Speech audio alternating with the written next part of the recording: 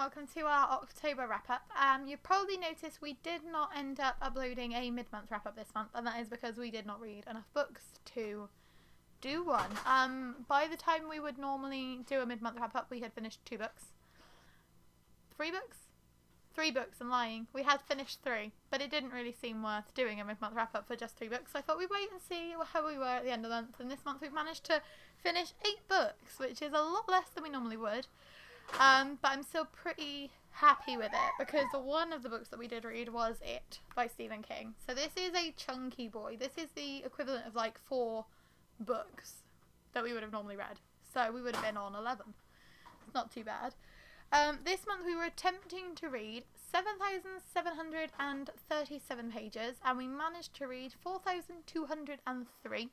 Which means we got 54% of our TBR done. That's mostly because I only had 2 books that I needed to read. So I managed to read both of those. So I've just been free reading for basically the last fortnight, which has been interesting. It means that we didn't read anything that we were really supposed to do.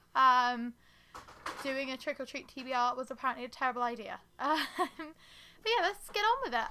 The first book that I read in October was Dear Justyce by Nick Stone. I was kindly granted access to this through NetGalley, so a huge thank you to the publisher for letting me read this one. Dear Justyce is the sequel to Dear Martin, and I think it is one of the most relevant sequels that I've ever read. I gave this one 5 stars immediately. So in Dear Martin, we follow a boy called Justyce who writes letters to the Reverend Dr. Martin Luther King. And he kind of says all of his thoughts and feelings about like race and his relationship with like a white girl and the way that police officers treat him, and he kind of decides that he wants to be kind of a better person. So he used these letters as a way of like challenging himself, and there's a lot that goes on in that book. It's a really hard read, like it does get very emotional. But in this one we're following a minor background character from the first book as he begins writing letters to Justyce. And this character is in prison. He's been wrongly accused of a crime, and Justyce decides to team up and try to get justice. Like he teams up with his old friends and they try and get justice for this other character. I don't want to say too much about it because obviously where it is a sequel, a lot of it does hinge on the events from book 1. So if you haven't read Dear Martin yet, I would really recommend it because I think added together these books are less than 500 pages, so they are very, very quick reads. But if anything, I actually think that Dear Justyce was better than the first book, and I never really say that about sequels. When a book is a standalone, I normally like it to stay that way. I'm not a huge fan of authors who just suddenly add to the story. But this one made a lot of sense because Justyce is he's quite privileged.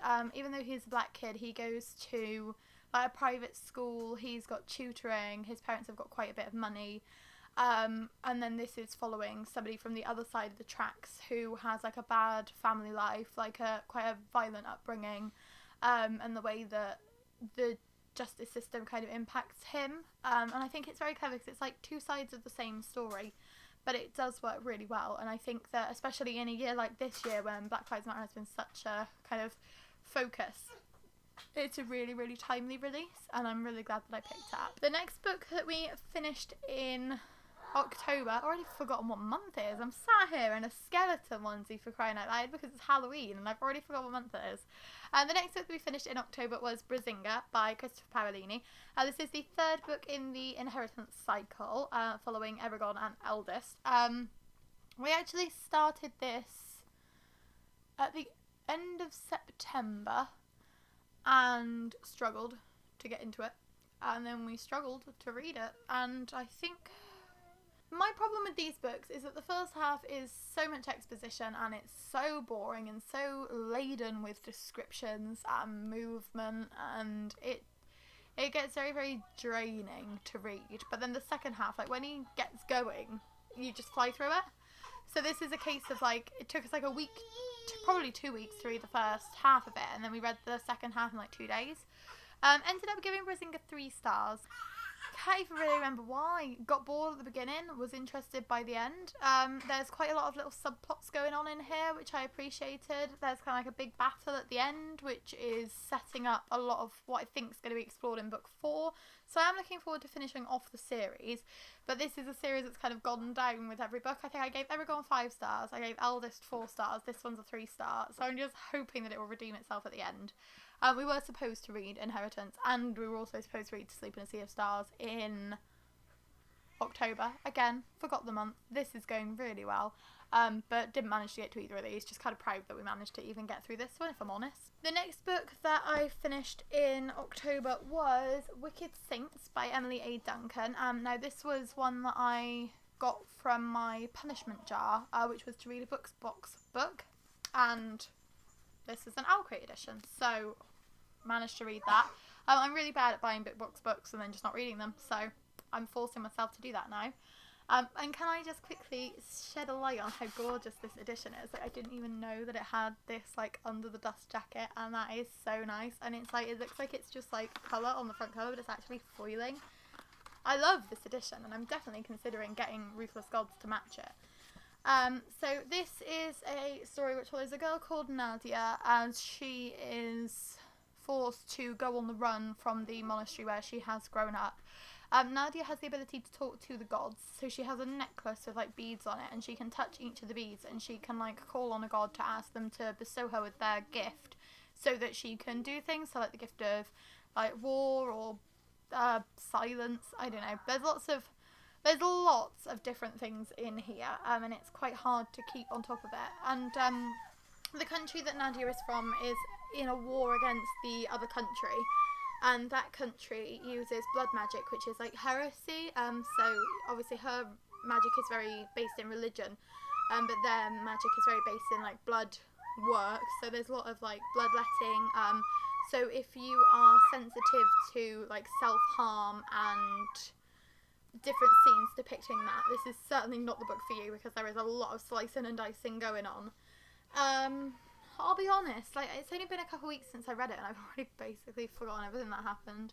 I gave it 3 stars, because I liked the concept.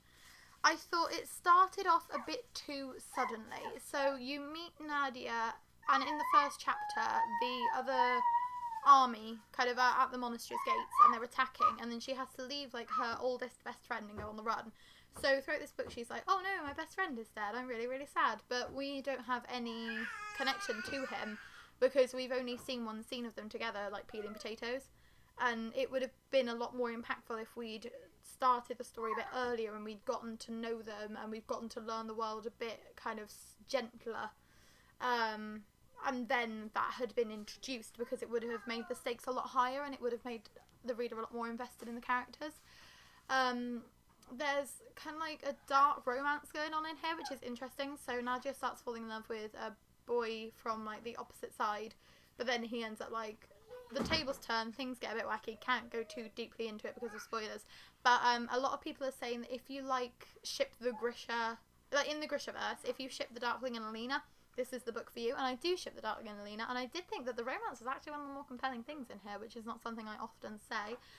I'm glad that I read it. I think it could have done with being 50 to 100 pages longer, but I am interested in seeing where the rest of the series goes, because it leaves off on quite a cliffhanger, but it's not like a cheesy cliffhanger. It actually is one that grabs your interest and makes you want to carry on with the series.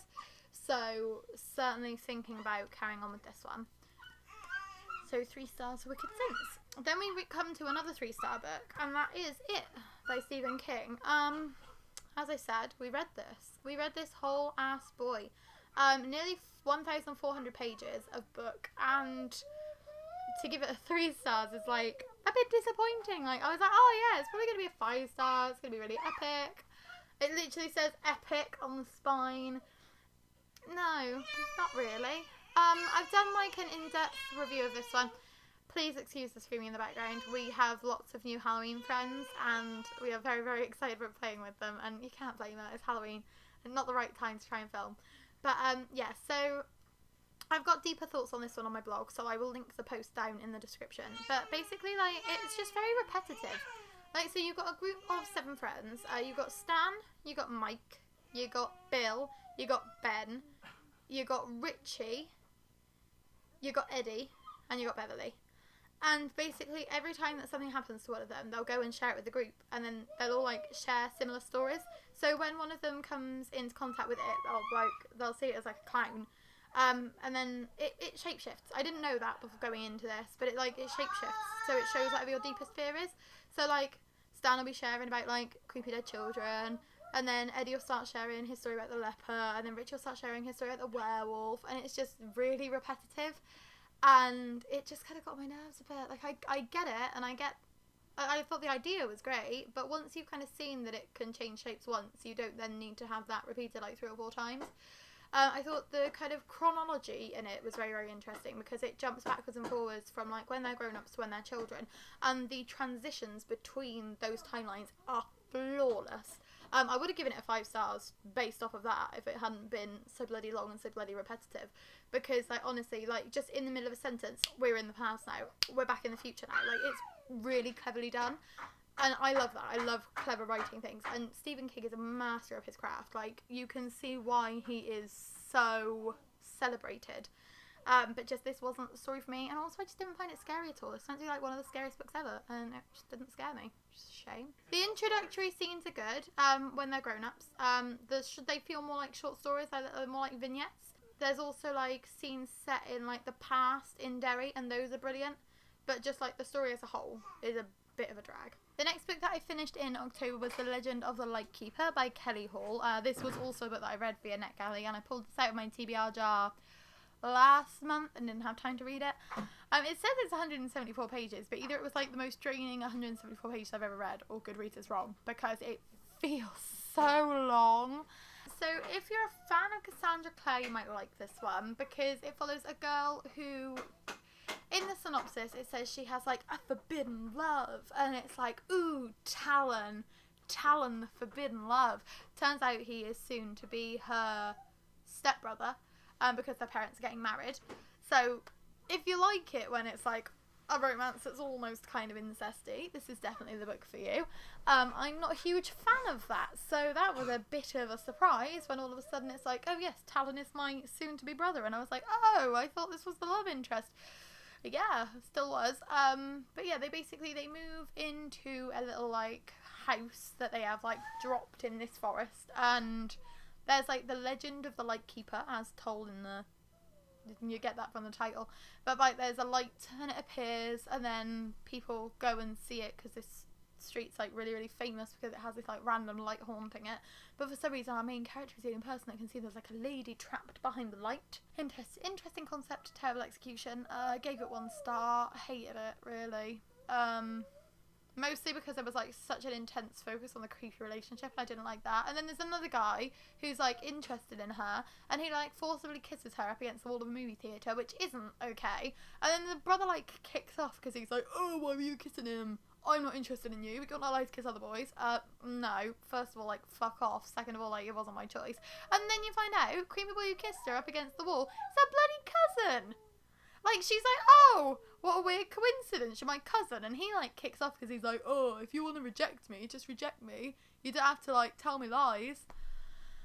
Oh, my God. It's like, oh, it's so cringy. And, like, honestly, the story just suffers so much because of all, like, the teen angst in the background. And if it had just been, like, based off of this mythology, I think it would have been interesting. Because I loved the idea of, like, oh, yeah, because it's, like, a really distant past relative, that's why she can kind of see this lady behind the light. But then also, like, her cousins couldn't see the lady, and that was never really explained. It's part of a series. I'm definitely not carrying on. Glad that I got this one out of the way. Wish I hadn't bothered with it. No. After that, I read All About Us by Tom Ellen, which ended up being a 4-star book. So this is a contemporary romance set at Christmas, following a boy called Tom, and him and his wife like have a massive argument, and he just goes up to the loft to drink some wine, like get the Christmas decorations down. And then he's given a watch, like he goes out to the pub with his friend, gets a bit drunk, gets given a watch by this guy that doesn't work. It's set at like a minute to midnight. And then he wakes up and he's back in time at university on the day when he meets his soon-to-be wife. And he's always thought that like, oh, well, the way that he meets her, they're like in a maze.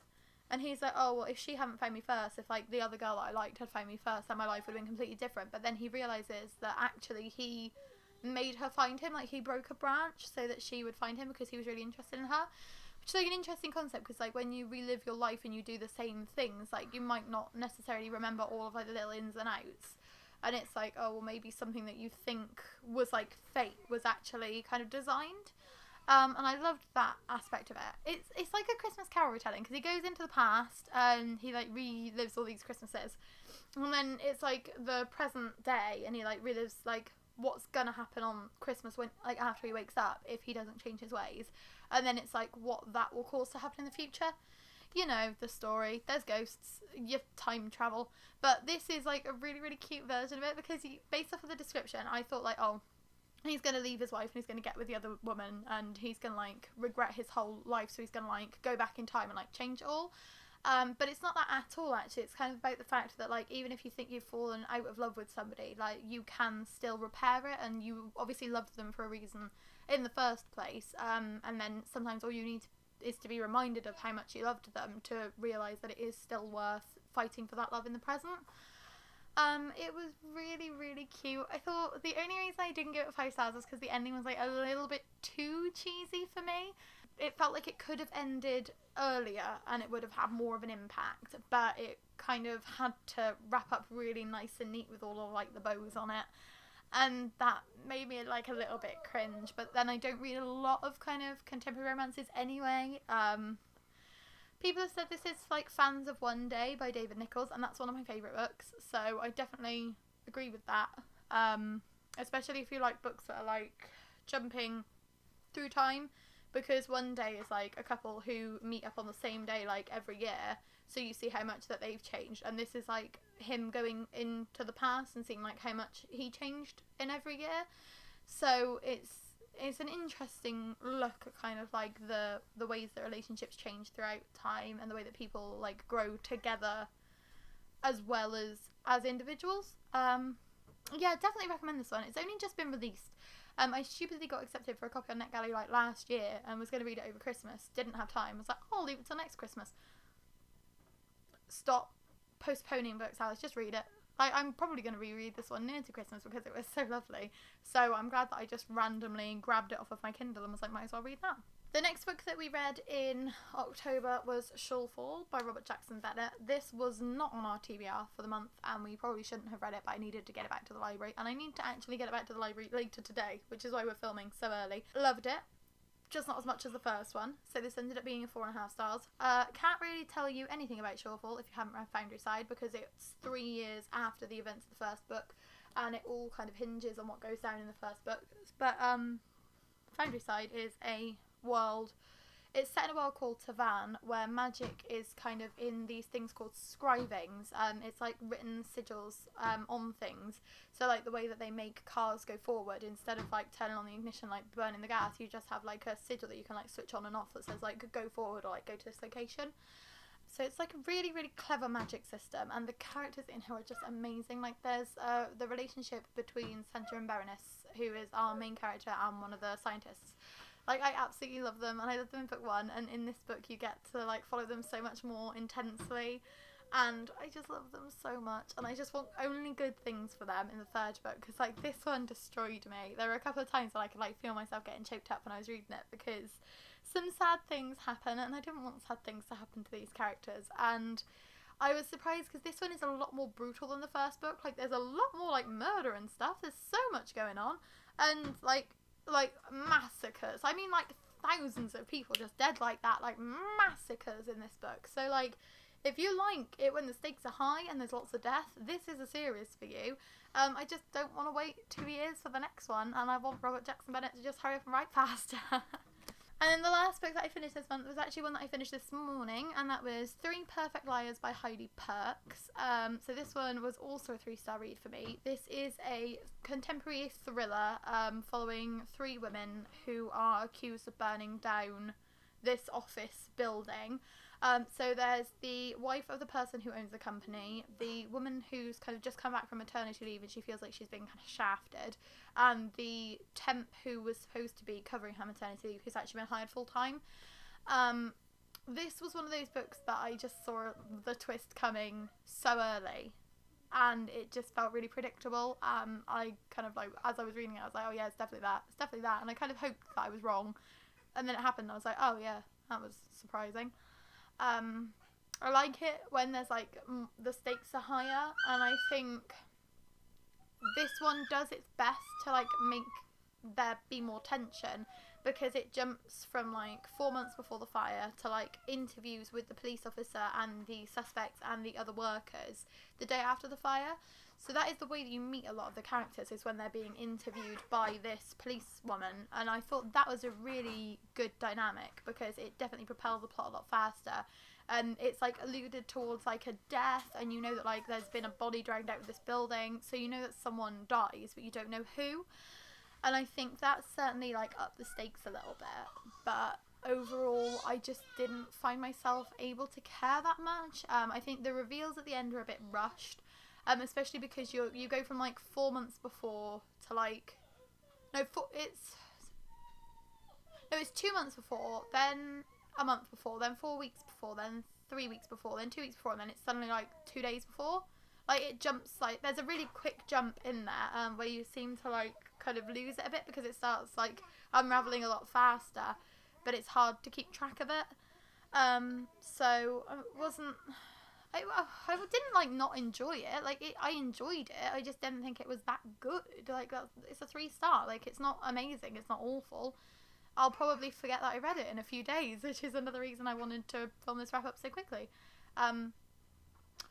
Yeah, that's all the books that we read this month. I hope you enjoyed this video. Thank you for watching. I'm sorry we didn't read more, and I hope that we will read more in November, because we have to read more for Believe-a-thon. And if we don't, I'm going to be really sad. I hope you have a wonderful Halloween. We're going to try and do some pumpkin hunting, but that's probably not going to happen because it is pouring down, which is a massive shame.